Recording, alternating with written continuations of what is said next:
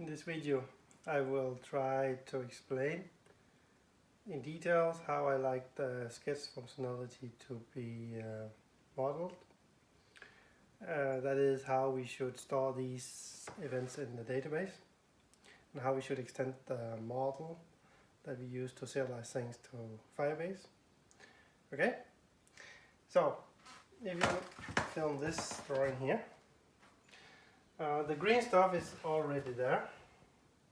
This is a model we have for handling serialization of stuff to Firebase, activities and so forth. We have form activity and revise node activity and stuff like that. We need to create a new activity type, sketch activity. Maybe it's already done inside, I don't know. But we really need that one, of course. Then we need to have a sketch activity can contain what I call sketch items. And so we have some kind of abstract class in between here. The reason I do that is because we're gonna have different things in the future that we have to be able to do in this sketch functionality. Right now, what we can do is just to draw some lines, right? But in the near future, we will create tasks so you can put in maybe text and maybe there will be something you can click on the map or say create photos and tell, okay, you see something out there and you want to something that someone has to be aware of, and you can take a photo and kind of show in the map where that photo was taken. This is also some kind of part of sketching something out there in real life.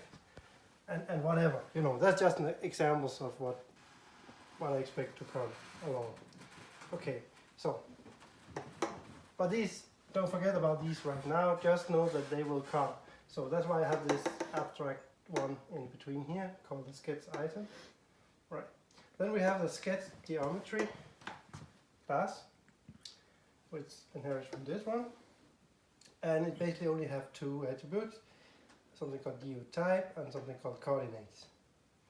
And DU type is what kind of coordinate type it is. It can be a line, string, polygon, or point.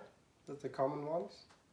Coordinates is the coordinates that come from that object. You know, you can go into Wiki and look at DU.json and see the Wiki. There's explanation how this stuff works. Okay. So this is the stuff. The rest stuff we have to expand or add to the model, right? Okay. If we look at how the events should be stored in the database, here I have changed from the last video. I have changed something here. So the first event here in our work task is a work task create event as usual. Event number 2 here is an event coming from a backend, says that we have to sketch something. So you can see here is event sequence 2, blah blah blah blah, event type, activity create, activity type, sketch. That's the description, draw stuff on map. Okay, just an example. This is the event that telling the app that it should show as part of the task this activity and let the user sketch something, right? Then, you know, the user sketch something. That functionality is already created. You can draw something in the map, a line, and when the user has finished that, what we do is we add another event to the stream of events of this work task. So, and of course, that will be event number 3, blah blah blah blah, activity updated, activity type sketch. And because it's an event coming from a field, we also have the revision info with, you know, who did it and when and how and why. And then we got here the sketch items, okay? This is the model we have over there. So now we add some actually data here in this event. What he has drawn on the map. And you can see here I have multiple sketch items, so I guess it will be like something like sketch item. That's one sketch item is type sketch geometry. The geotype is a line string, and here's the coordinates. So now we have saved what the user have done, right?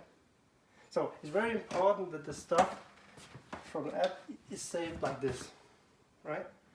So there has been some thoughts about that we should save something as an image in blob storage. We should not, because we cannot use an image for anything.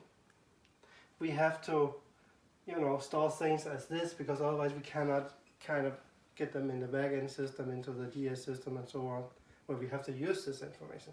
So it's very important that things are stored like this, and it's stored in the event source manner, like everything else. Okay, so I hope that's enough information to get started to modeling this. And if any question, please put it on Trello, or yeah, ask in Trello. It's very important that this gets done the right way, like the other activity type we have, right?